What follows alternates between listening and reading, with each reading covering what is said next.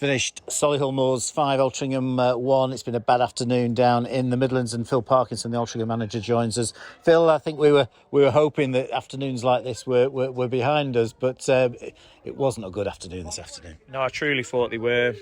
Extremely disappointed with the performance. That's been one of the things that I've been holding on to. The performances have been there. We did some good things offensively, but if you can't defend with intent, aggression, intensity, win your individual battles, that's what happens against very good players, and they exploited pretty much all of our weaknesses on the day, not in general but on the day, and they were clinical and cutthroat, and that's what we weren't. We had a couple of good opportunities, but you saw the difference between a team that were very close to getting promoted and a team that are going through a transformational sort of culture change where there's going to be days like this, there's going to be drop-offs, but when we have a drop-off, it can't be 5-1. That's an absolute no-no. As good as Solihull are, those days should be behind us now, and that can't happen again. Fantastic free kick by Josh Kelly to open the scoring, but Aaron Bennett's given away an unnecessary free kick, but to be fair, he's more than made up for it with a wonderful strike. Yeah, he's scored a good individual goal, but I think Aaron's getting his eyes opened wide to how hard you've got to work in the National League, and to get Aaron to where he wants to be, that's the bit he's massively got to improve on, along with a number of the other players in the team, particularly the way we defended today. It was really exploited. The work rate wasn't there today, which it has been, and it's something we've certainly got to address, and quick.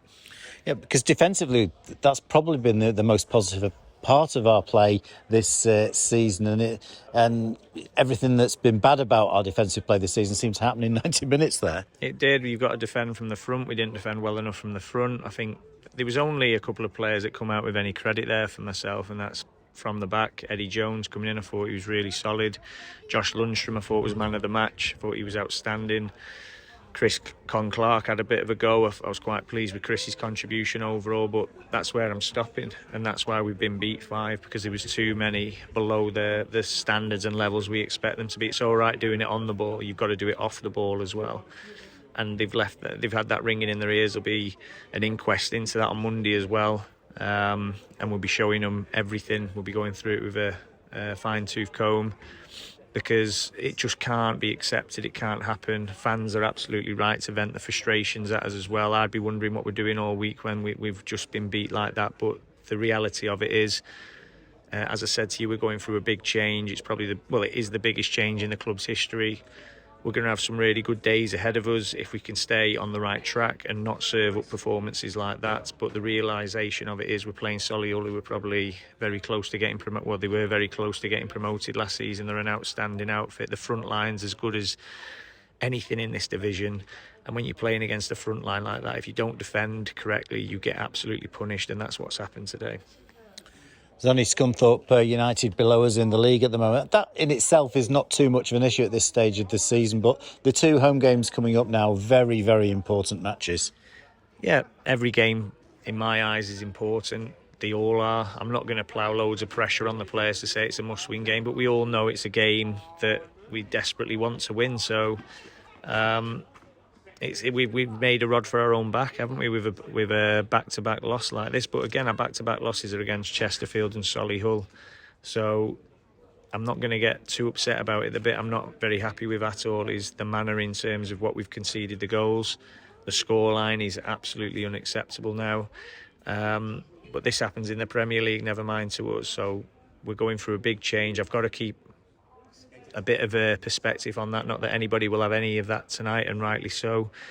But we've got a lot of young lads as well who are learning, and we've got to make a decision quick whether we stick with these types of players or if we have to bring in a few more older heads, which isn't the kind of model that we've set out to do. But he's one performance, one bad result. People will say the other results are bad because we've lost and drawn. I disagree with that. They've been positive performances. We haven't got the rub of the green with the results, but this today is one of them moments where you're like, you've got to have a long hard look at everything you're doing. And the move to full-time is a hugely positive development for the club. But as any club who's made that transition before will tell you, it's an exceptionally difficult thing to manage. Yeah, there's lots of variables that people won't see and lots of things that are going on. And we're not perfect, but we're trying every time there's something that's not quite right to correct that and put it right. But obviously, we're not at the top of the food chain with players as well in terms of what we pay. We've got a number of players who are very good here for different reasons. But in general, we are bottom of the food chain on that front, and we have to work with these players. We have to improve these players. With us being full-time, it gives us the ability to do that. But there's going to be days where it doesn't go right, and when it doesn't go right, we've got to be more resilient than what we've shown here, and that just goes without saying. That's just standards. That's what everybody knows and believes.